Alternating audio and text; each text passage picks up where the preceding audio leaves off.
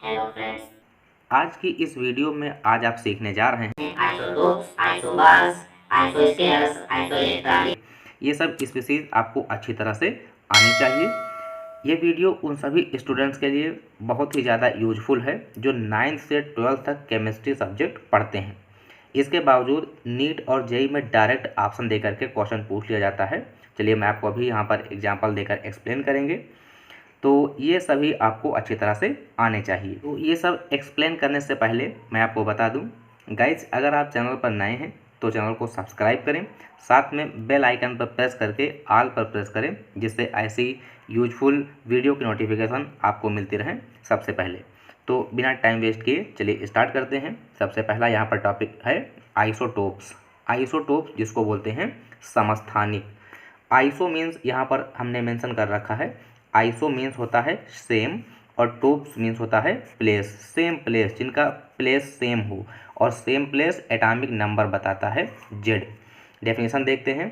Isotopes are atoms with the same atomic number and different atomic masses. तो atomic number same है और इनका atomic mass क्या है, डिफरेंट है, उनको आप क्या बोलेंगे, आइसोटोप्स बोलेंगे।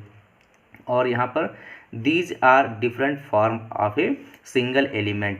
यहाँ पर डेफिनेशन देख लेंगे आप, एक ही तत्व के वे परमाणु जिनके परमाणु क्रमांक समान हो, मीन्स एटॉमिक नंबर सेम हो और एटॉमिक मास डिफरेंट हो, उन्हीं को हम क्या बोलेंगे, आइसोटोप्स बोलेंगे। एग्जाम्पल देख लेते हैं। और यहाँ पर एक लाइन मेंशन कर रखी है, फर्स्ट टाइम जो आइसोटोप वर्ड है इसको किसने यूज किया था, तो सोडी ने यूज किया था, ठीक है ना। एग्जाम्पल देखेंगे, 3 आइसोटोप्स ऑफ हाइड्रोजन। हाइड्रोजन के 3 आइसोटोप ज्ञात हैं, वो कौन कौन से हैं। फर्स्ट है 1H1 और दूसरा है 1H2 और तीसरा है 1H3। 1H1 जिसको ऑर्डिनरी हाइड्रोजन बोलते हैं, नेम है इसका प्रोटियम, सिंबल है H। और 1H2 जिसको हैवी हाइड्रोजन बोलते हैं और इसका नेम क्या है, ड्यूटीरियम। और 1H3 ये रेडियो एक्टिव होता है और इसका नेम है ट्राइटियम, जिसको इंडिकेट करते हैं T से। तो आप इनको अच्छी तरह से ध्यान रखेंगे। इनका एटॉमिक नंबर सभी का 1 है। और मैं आपको बता दूं कि किसी भी एटम का जितना एटॉमिक नंबर होता है, एटॉमिक नंबर को जेड से रिप्रेजेंट करते हैं, उसमें भैया उतने ही इलेक्ट्रॉन होते हैं और उतने ही प्रोटॉन प्रेजेंट होते हैं। ये बात आप हमेशा ध्यान रखना, लेकिन कब, in neutral state, neutral form, जब उस पर कोई चार्ज प्रेजेंट ना हो। तो जितना एटॉमिक नंबर है उसमें उतने ही इलेक्ट्रॉन होंगे और उतने ही प्रोटॉन होंगे।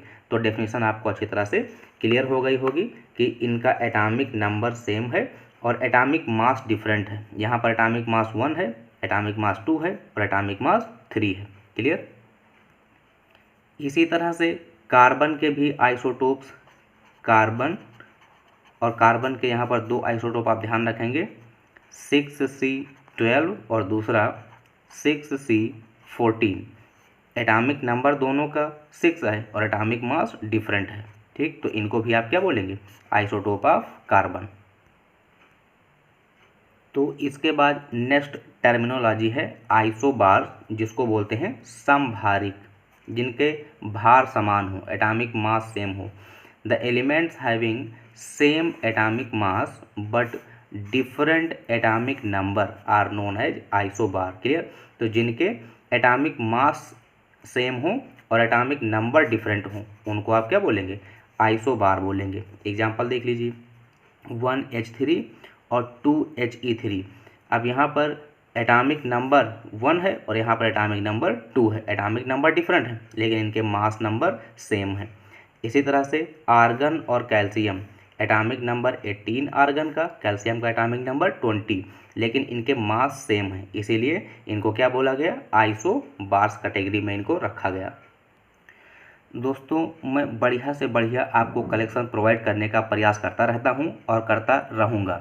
वीडियो का बेनिफिट आपको तभी मिलेगा जब आप इनके विधिवत नोट्स बनाएंगे, ताकि आपको रिवीजन करने के लिए नोट्स अवेलेबल रहें। क्लियर है ना। और वीडियो अगर आपके लिए हेल्पफुल रहे तो अपने फ्रेंड्स में भी ज़रूर शेयर करें, ताकि उनको भी इसका बेनिफिट मिले। तो इसके बाद आप नेक्स्ट देखेंगे टर्मिनोलॉजी, आइसोटोन्स क्या होते हैं, जिनको सम न्यूट्रॉनिक बोलते हैं। आइसो मतलब सेम, टोन्स मतलब number of neutrons. The nuclei having same number of neutrons same number of neutrons are known as iso of each other. तो मैं आपको बता दूं, जब किसी एटम का स्ट्रक्चर ड्रा किया जाता है सबसे पहले न्यूक्लियस बनाते हैं।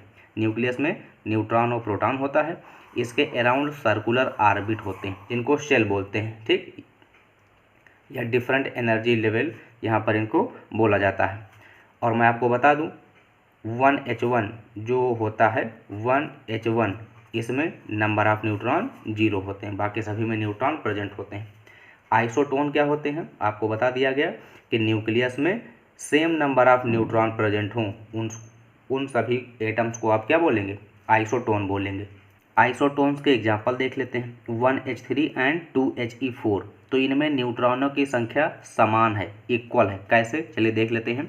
मैं आपको एक फार्मूला बता दूं, आपने एक फार्मूला पढ़ा होगा, mass number A equal to number of neutron plus number of proton. अगर आपको न्यूट्रॉन के नंबर फाइंड करना हो तो क्या करेंगे, एटॉमिक मास से नंबर ऑफ प्रोटॉन को माइनस कर देंगे, आपको मिल जाएगा नंबर ऑफ न्यूट्रॉन। तो यहाँ पर देख लीजिए 1H3 में इसका 3 एटॉमिक मास है और Z एटॉमिक नंबर, जितना एटॉमिक नंबर उसमें उतने ही इलेक्ट्रॉन और उतने ही प्रोटॉन, हम आपको सिखा चुके हैं। तो 3 में से 1 को माइनस कर दो तो आपको न्यूट्रॉन के नंबर यहाँ पर मिल जाएंगे 2। और यहाँ पर 4 में से आप 2 को माइनस कर देंगे तो भी यहाँ पर आपको क्या मिल जाएगा, 2 मिल जाएगा। मीन्स दोनों में 2 न्यूट्रॉन प्रेजेंट हैं, इसलिए ये दोनों कैसे होंगे, सम न्यूट्रॉनिक आइसोटोन्स होंगे। यहाँ पर भी 13 में से 6 माइनस कर दीजिए, आपको नंबर ऑफ न्यूट्रॉन मिल जाएंगे। तो यहाँ पर कितना मिल जाएगा आपको, तो इसका आंसर आप क्या हो जाएगा 7, मतलब 7 न्यूट्रॉन है 6C13 में। यहाँ पर क्या करेंगे, 14 में से 7 माइनस कर दीजिए, आपको नंबर ऑफ न्यूट्रॉन मिल जाएंगे। तो यहाँ पर भी नंबर ऑफ न्यूट्रॉन 7 है, इसलिए 6C13 और 7N14 ये दोनों कैसे होंगे, आइसोटोनिक होंगे, आइसोटोन्स हैं, सम न्यूट्रॉनिक स्पीसीज हैं। इसके बाद नेक्स्ट टर्मिनोलॉजी है आइसो इलेक्ट्रॉनिक्स। सम इलेक्ट्रॉनिक वे स्पीसीज जिसमें नंबर ऑफ इलेक्ट्रॉन सेम हों उनको हम क्या बोलेंगे, आइसो इलेक्ट्रॉनिक्स बोलेंगे।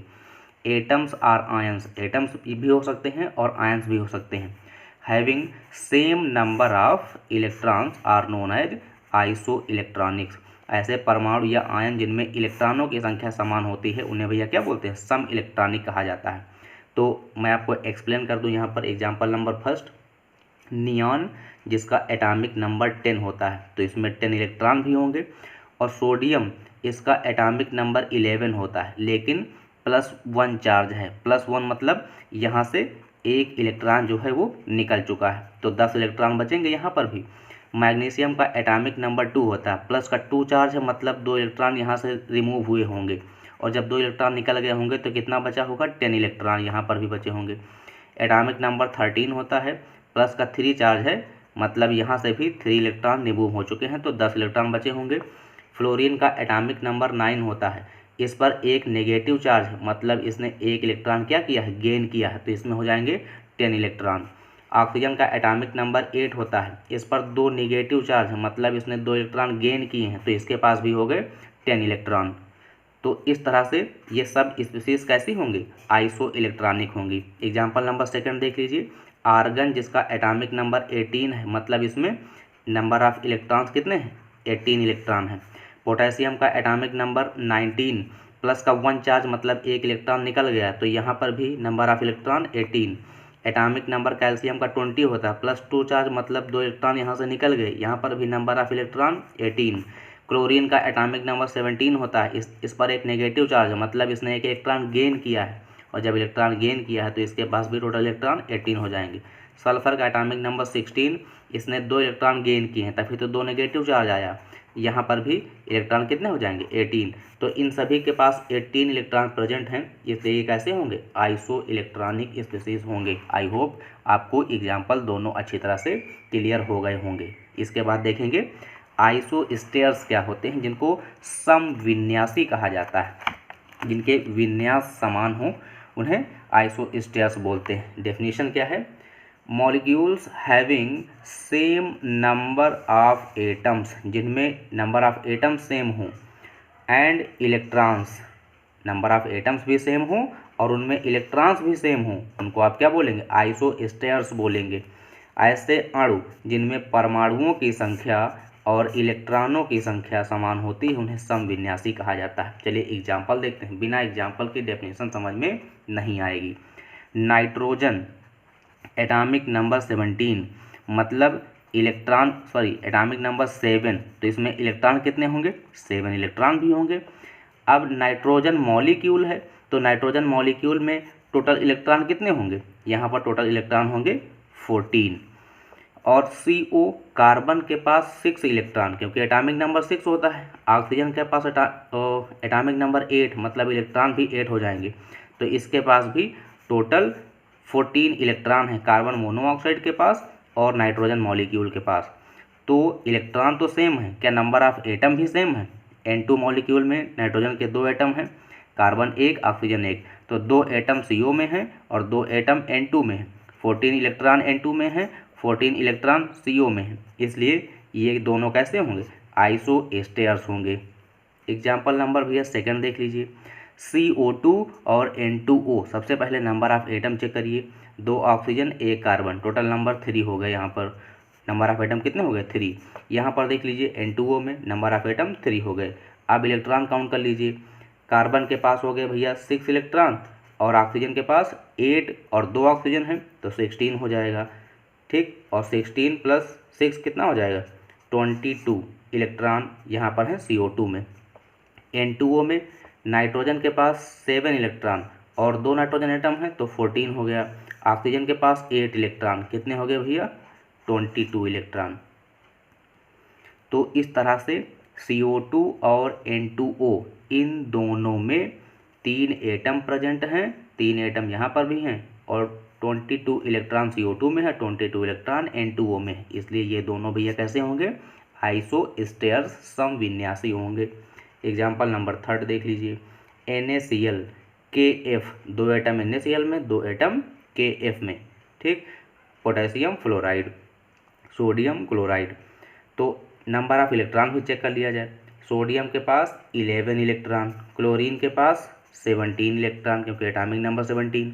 अब इसको आप काउंट कर लीजिए, तो भैया कितना हो जाएगा? 28 इलेक्ट्रॉन। पोटेशियम का एटॉमिक नंबर 19, फ्लोरीन का एटॉमिक नंबर कितना हो जाएगा भैया? 9, तो टोटल ऐड कर लेंगे, यहाँ पर कितना हो जाएगा? 28। तो दोनों में 28 इलेक्ट्रॉन प्रेजेंट हैं, 2 एटम हैं, इसलिए ये दोनों भी कैसे होंगे? आइसोस्टेयर्स होंगे। तो उम्मीद करते हैं दोस्तों आपको वीडियो के सभी पॉइंट्स अच्छी तरह से क्लियर हो गए होंगे और आप इनको अच्छी तरह से नोट कर लेंगे। वीडियो अगर अच्छी लगी हो तो अपने फ्रेंड्स में भी शेयर करें। मिलते हैं नेक्स्ट पार्ट में, और वीडियो के इसी में डिस्क्रिप्शन में बहुत सारी लिंक दी गई हैं, आप चेक कर सकते हैं, आपके सिलेबस का ही है। मिलते हैं नेक्स्ट पार्ट में। Thanks for watching.